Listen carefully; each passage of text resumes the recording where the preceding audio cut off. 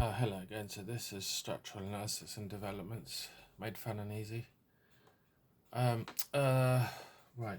Um, so basically, in part one, we just went over just carrying on from part one. So this, so basically, we found the deflection in the middle span of the beam equal to delta B. So what we're going to do, it doesn't say that exactly in the slides, but we need to restore the beam position back to as it would be in the actual structure. So we need to apply a load at where RB was and see what and get the deflection back. So it should be another really symbol for delta B, but delta B is equal to RB L cubed over 48 EI. Just to repeat that. A second beam is considered. It's not really a second beam, it's just a copy of the existing beam. A copy of the existing beam is viewed, and now we want to they could even put that on the release beam. Actually, now you put a force back onto put a force back on the release beam, and you get to restore the deflection where the release redundant is treated as an external load. So where RB was, just put a load on, and corresponding deflection at the redundant is set to equal delta B from the actual loading of the beam. So basically what he's done is, or he or she, whatever, so delta B, RB L cubed over 48 EI is the deflection under the restoring force, so RB, and that we want to restore the beam to the original position, so that would be a delta B. So then if you it's not showing how they did this, but put this to this side, so delta B equals RBL cubed 48 EI also equals to 5L to the power 4, so over 384 EI. So then you've got delta B equals RBL cubed 48 EI equals 5WL to the power of 4, 384 EI. So you can take off EI. You can take, if you divide divide everything by L to the power of 3, that gives you RB over 48 equals 5L over 384. And if you divide this by 48, divide that by 48, you should get 8. 48 times 8 equals 48 times 8, so it's 40 times 8 plus 8 times 8. 40 times 8 is 320. Yeah, that's right. 40 times 8 is 320. 8 times 8 is 64. 320 plus 64 is 384. So that's where they get the 8 from, and the 5 is already up there, which is stays position. So basically, they rearrange it. They rearrange the equation so that RB is equal to 5 over 8 WL. Yeah, I might do another video showing how that's worked out exactly, by writing it out and then cancelling the terms out.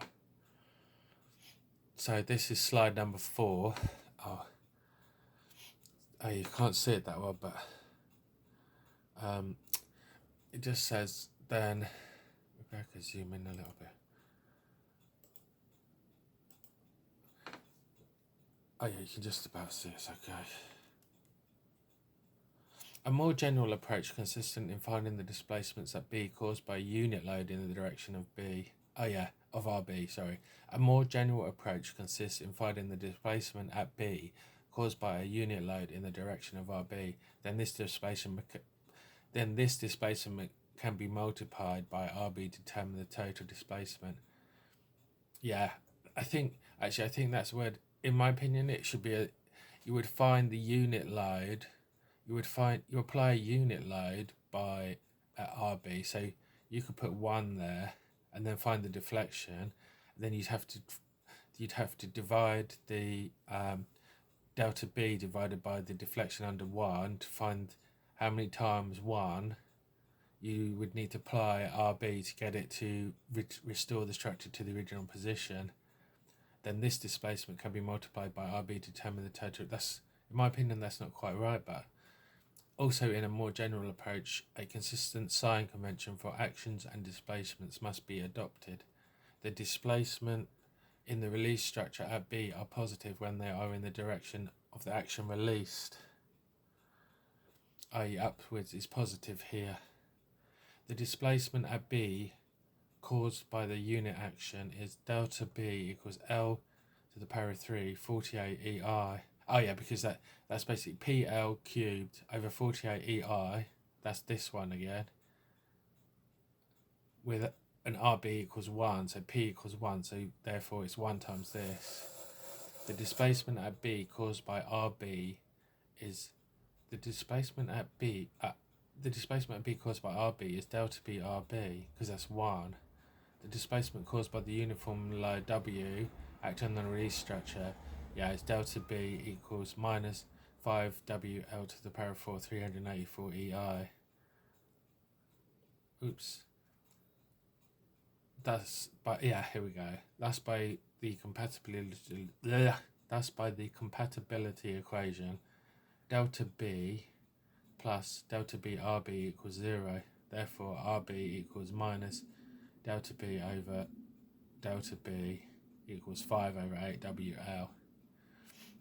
What they should do, really, so that's really the flexibility method for beams, for two span beam. What they should really do is do some more examples, maybe. This is, yeah, so this is, I think it makes sense to end this video here, because that is the second part of the example that they've done. They haven't done the worked example. Maybe I could do a worked example just to show what they're talking about. But so let's just recap. The basic principle of the flexibility method is to find out by what degree the structure is statically indeterminate. Then you release the supports by the same number as the degree of static indeterminacy. Then you find how much the original structure moves where you remove the support, and then you apply a load. So it's usually in the opposite, for this beam anyway. It's in the opposite direction to the deflection of the beam, and then you find out how much the structure moves under the load, and then you just times the reaction is then how much it moves down divided by how much it moves back up in that ratio, and then that will tell you how much external force you would have to put to restore the structure, and that amount of external